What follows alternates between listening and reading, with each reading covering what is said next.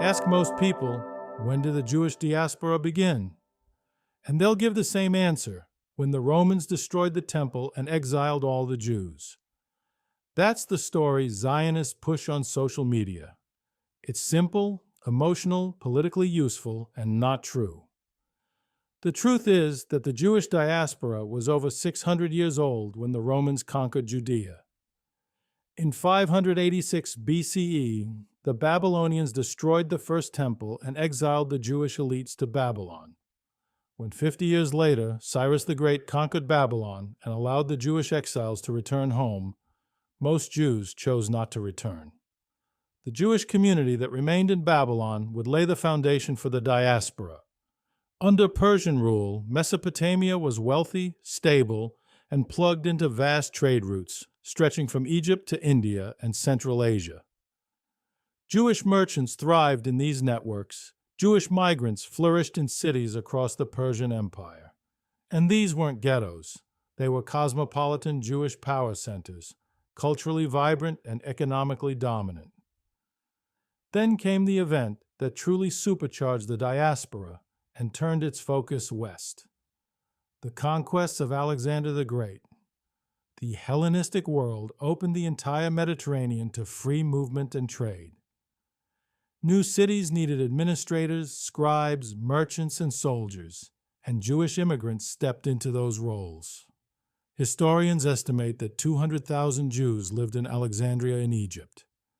That was approximately 30% of the city's population.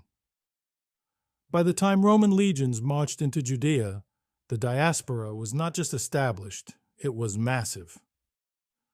Modern estimates suggest that more than 60% of Jews were already living in the diaspora.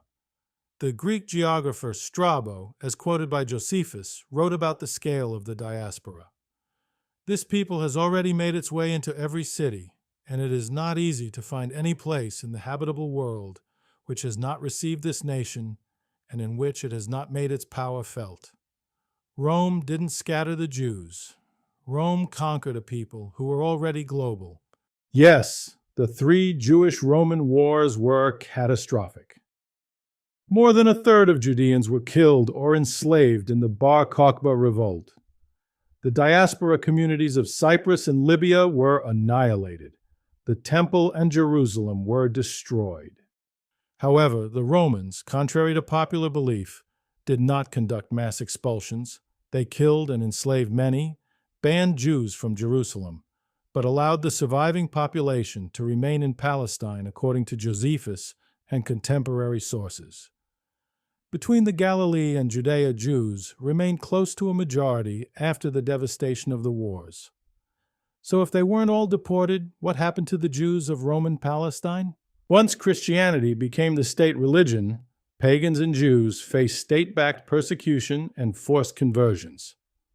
The Byzantine emperors viewed the Holy Land as their top priority for Christianization.